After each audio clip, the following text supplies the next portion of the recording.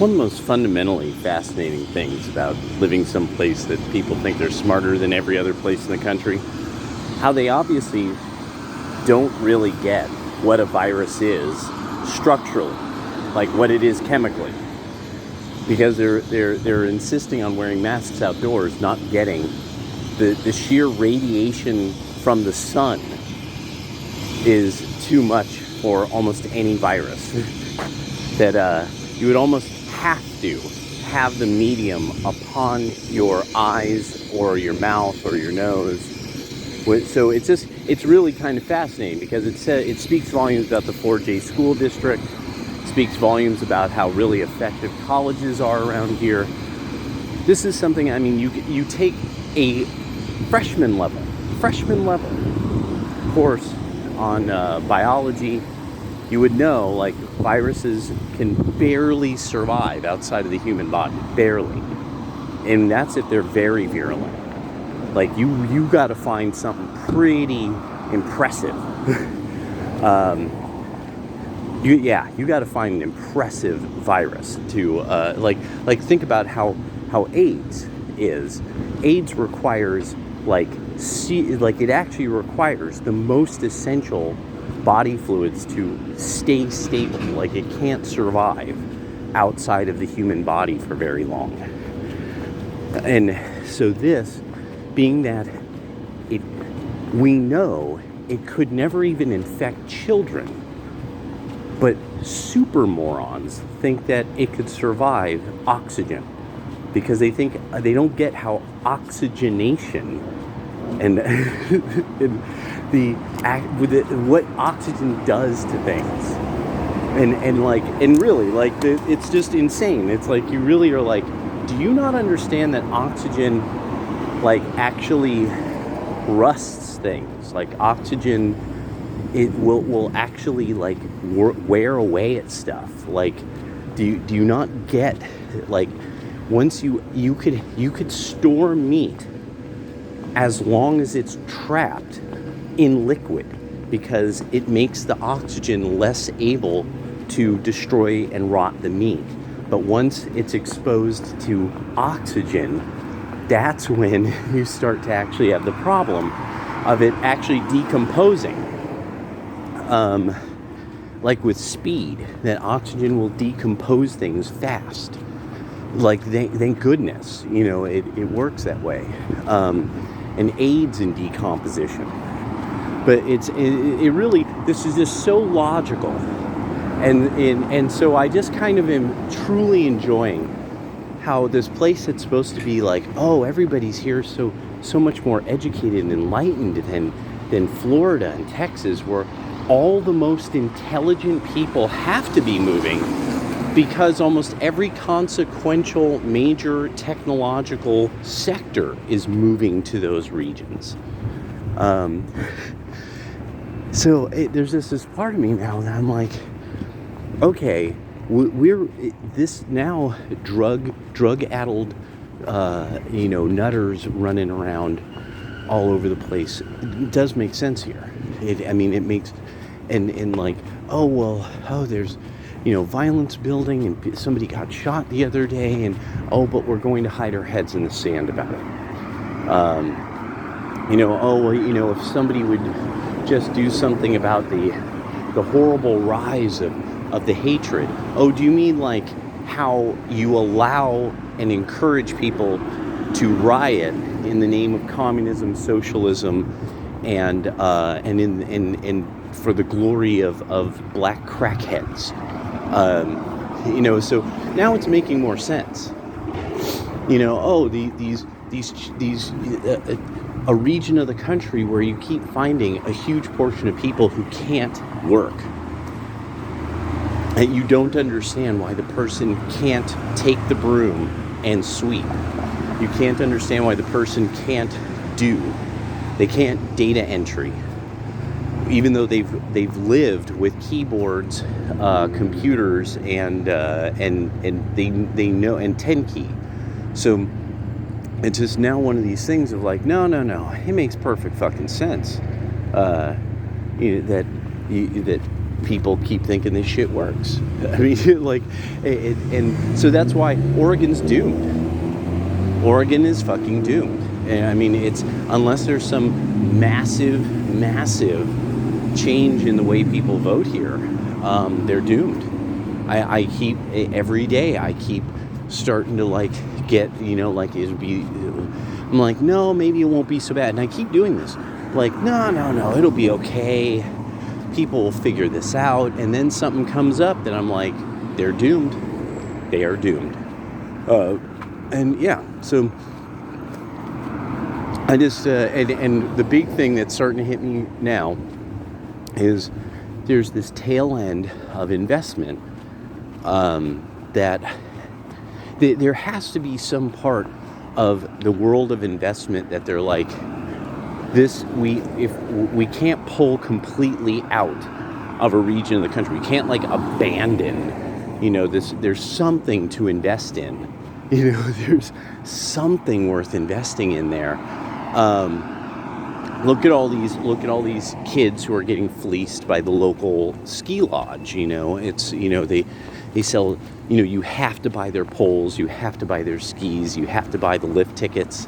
And you have to swear fealty to dumbness and noncery or something. We shall never challenge the nonces. I love that. I love that Podcast of the Lotus Eaters has brought that word back. Nonce. The nonce. And that now, oh yeah, that was something I was thinking about. We're going to find out a lot about this TikTok thing of these female teachers who keep bragging about how gay they are. We're going to find out that there's a lot of noncery going on. We're going to find out that a big part of them advertising their sexual proclivities has to do with the fact that they want underage people to be interested in that. I think that's kind of a part of it. I mean, just, yeah. Why would you want that attention? Why would you want that attention unless you really did want that kind of attention? Yeah. And so I'm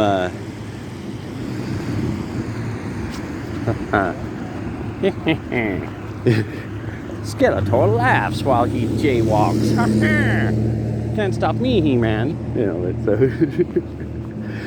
But yeah,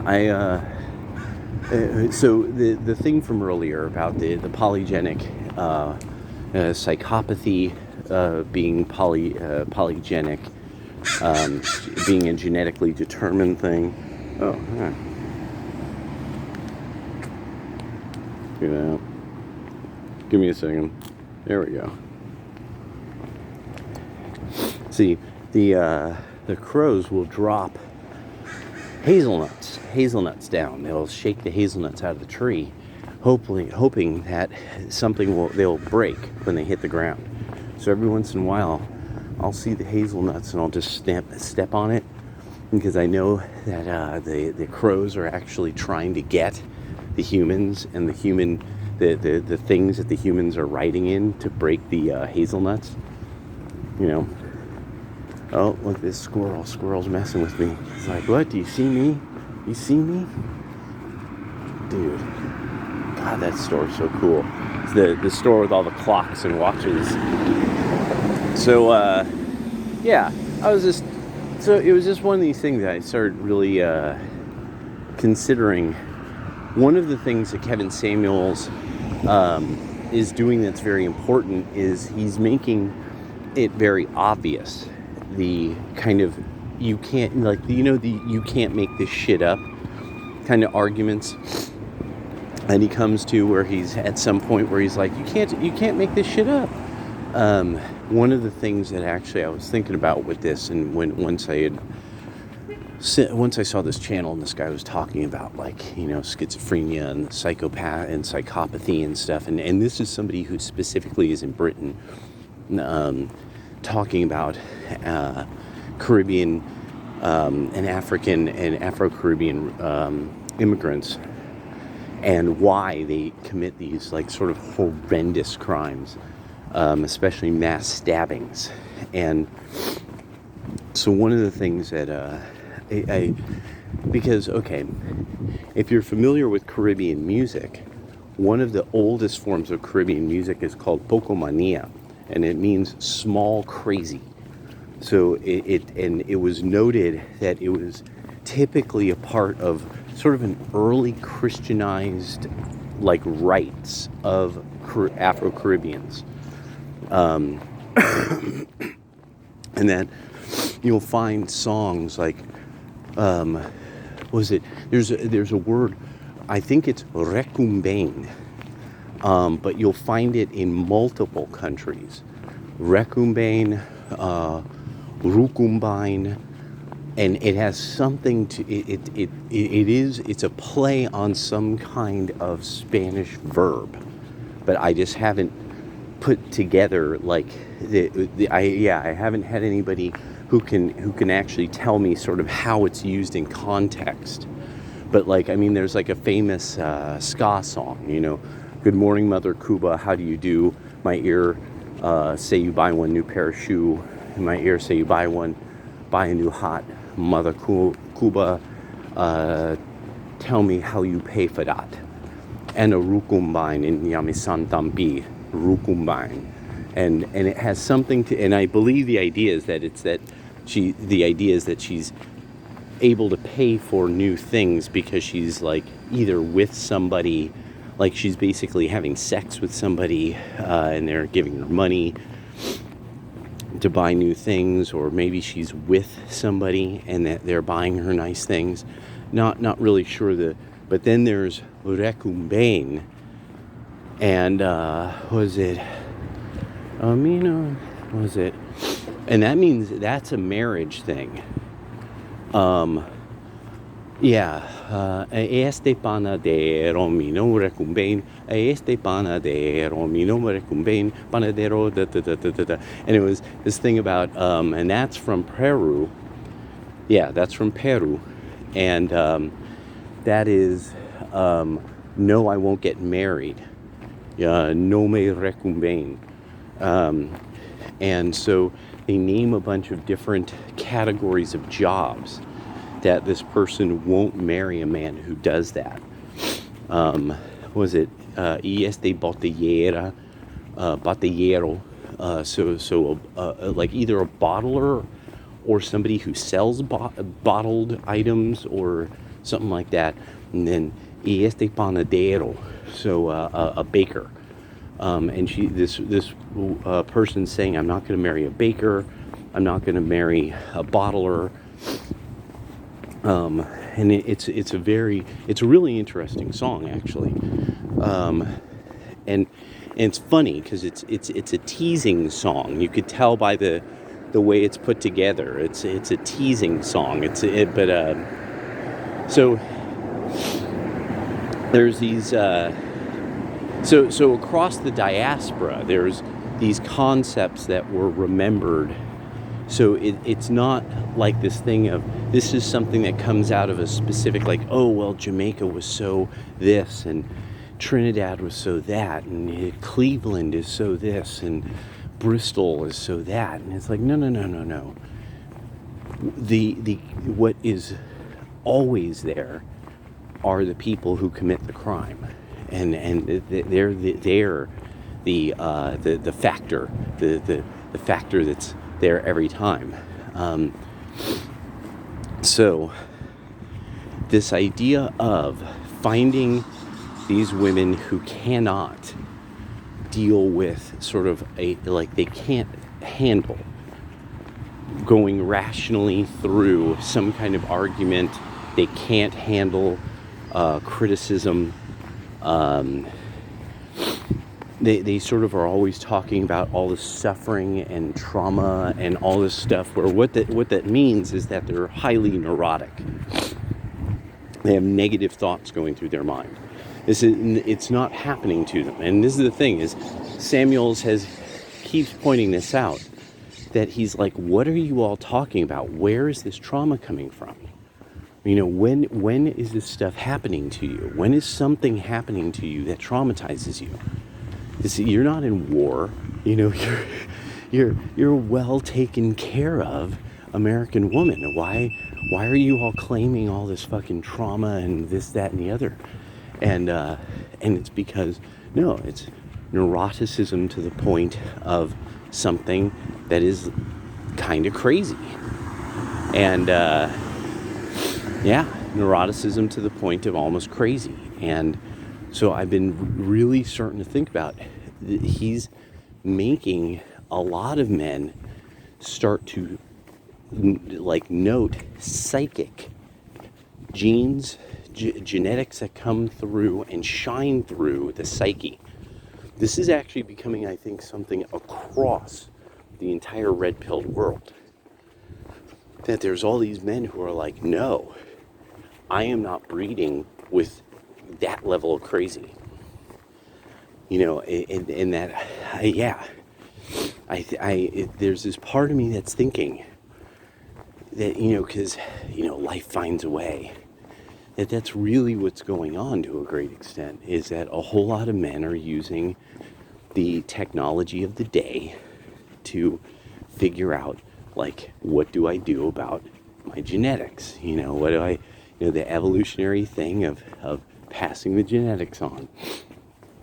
And that the beauty of what the internet has done is it's apparently done something to take certain psychic factors and make them extremely apparent. And that now there's all these men who are using the internet to find out, like, no, the bitch is nuts. This woman's crazy, you know, and this is going to be an existential problem for Black Americans. As more and more men start to have to do this thing of working through, figuring out, no, I think this woman has psychogenes. You know, I think psychopathy or schizophrenia is probably a part of what's going to happen. Yeah, I'm still rolling this over. I've got to do some more looking up of this kind of end of information. But yeah, just some thoughts.